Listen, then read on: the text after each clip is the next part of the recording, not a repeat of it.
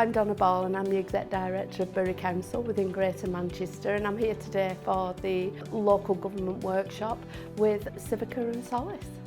So we've talked today about the changing role of the workforce, and one of the things that I've encountered, particularly over the last few years, is the roles are not specific anymore, or increasingly non-specific. So in areas like engineering, where you'd get a bridge engineer and a drainage engineer, a highways engineer, increasingly these roles are merged, and for me that's a much better solution, because it means that they speak to each other and you develop a much wider range of skills.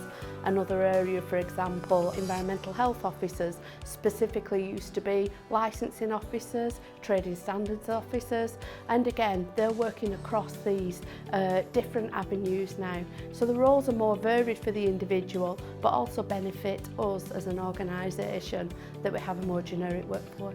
The biggest challenge at the moment for local government, specifically for myself, is around finances, the ability to be able to recruit at salaries that are competitive, and also with regards to retention. Again though, that takes you back to finances. Initiatives, training, all those things that keep people engaged cost money, and again with the reducing budget it's increasingly difficult to engage your workforce with things that cost money to do.